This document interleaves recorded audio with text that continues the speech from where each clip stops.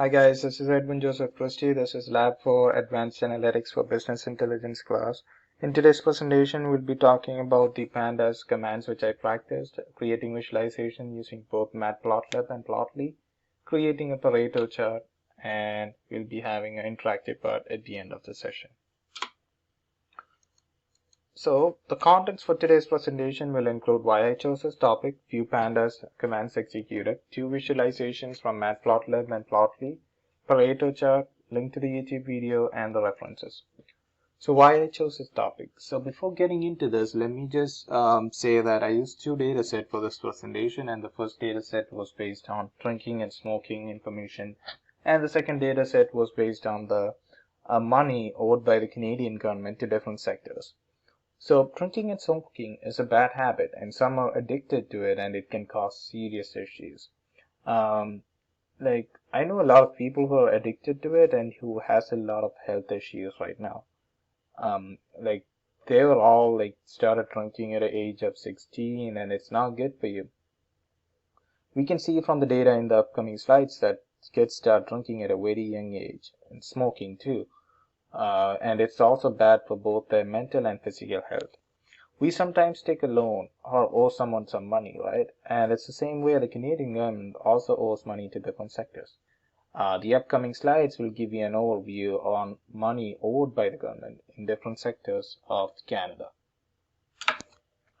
So the first one was we were practicing the pandas and Python commands, which we have. So we created a 10 row and 10 column data frame. We have the data frame right here. We have 10 rows and 10 columns. We use the index command to assign employee ID to each and every row in this data frame which we have. We'll be going more deep into the commands which we used. This presentation will be just an overview of what commands which we used. We used the log command, as you can see, to retrieve a specific row. We use the ilog command, which is almost similar to log command to retrieve a specific row. We rearrange the columns right here, as you can see.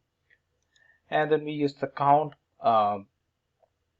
command which we have, which counts the number of values present in each column. We use the max command in the salary column, min command in the salary column, and the median command in the salary column.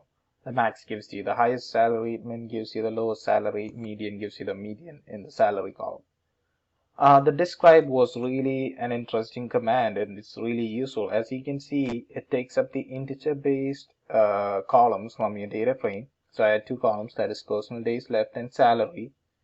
It finds a count, it takes a mean, it finds a standard deviation, minimum value, maximum value, and this is really useful, and this can be really used in a visualization.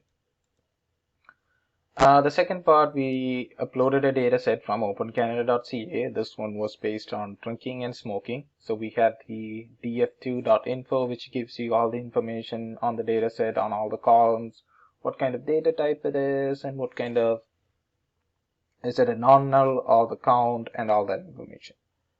We used the head command to retrieve a first specific number of rows from the data frame. So we used the head 4 to give you the first 4 rows. The tail command, which is the exact opposite of head, which gives you the last 4 rows of the data frame.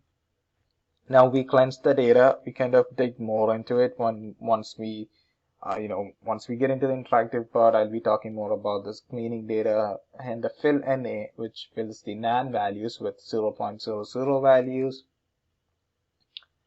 Okay, so we have the Matplotlib to create visualizations now. So this chart, we created Matplotlib visualization to find the drinking percentage of 15-year-old male kids every week.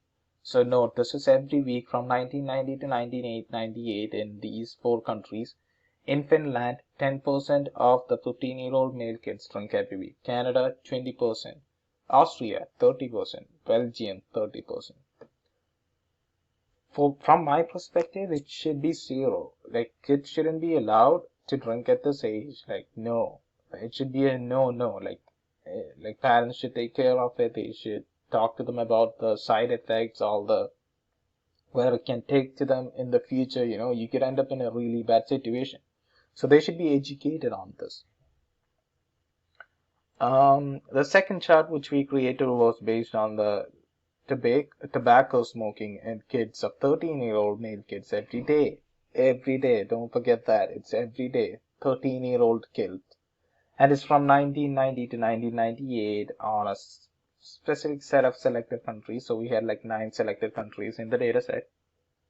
As you can see, it dropped in 1994 and it went up. 5.8% of 13-year-old kids smoke every day tobacco. Not good. It should be 0, just like drinking beer too. Both of them should be 0. And the next was we created a Plotly chart. We uploaded the data set that was based on the money that the government owed to different sectors in Canada. This is an interactive chart. We'll be looking more into this once we get into the interactive part of this presentation. So as you can see, we removed the unwanted columns, we filled in with 0.00, and then we created the chart.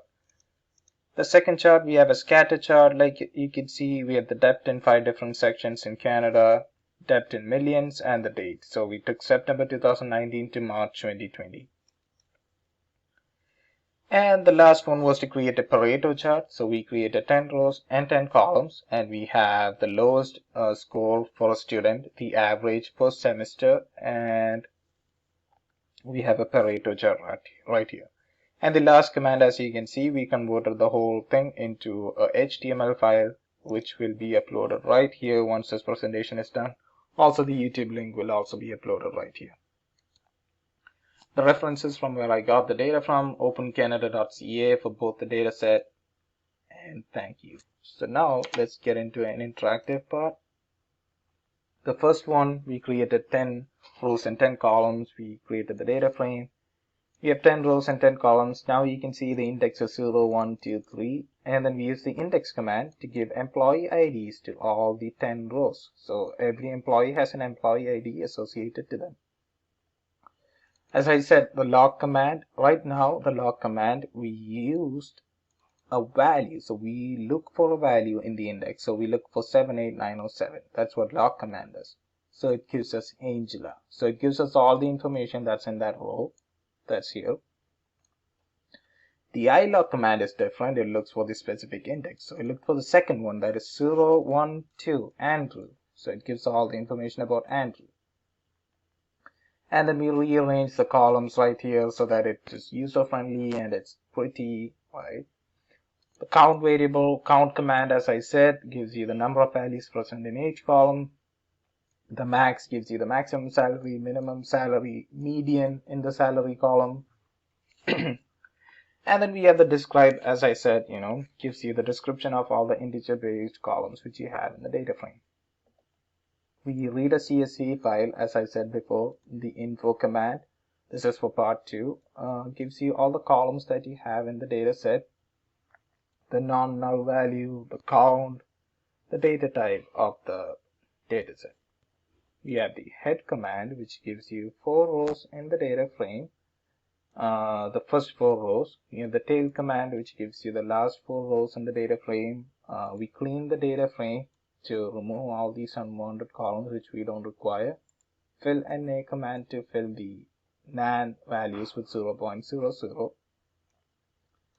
We filter the data for our use. So we filter the data. The first one was for drinking. So as you can see, drinking beer, 15 years. We find the mean and then we create the chart right here. The second one was smoking. So we have smoked tobacco, and we have every day and 13 years. So this was every week and this is every day. We find the mean the same way and plot a new chart. The second part was to create an interactive chart. As you can see, it gives you the value. The values are in millions in different sections of the country. So pensions and other accounts, they owe 311,608 million. Right? Same thing we did. We dropped the unwanted information right here, and then we said this is for the year 2011, so November. And the second Plotly chart, we created a scatter chart, as you can see, for September 2019 to March 2020, and we have information, right here, all the information in different months. Same thing, we scatter, we have all the labels right here on the bottom, x-axis, y-axis. And the last part was to create a 10 rows and 10 columns to create a Pareto chart. You have a Pareto chart to show the lowest score, minimum, right? Oops, like that. And then we have the mean, and the same thing, we created the Pareto chart. We have Edwin with the lowest score of 40, but he has an average of 57 for the semester. So that's my presentation. We have an HTML command which we executed, and thank you.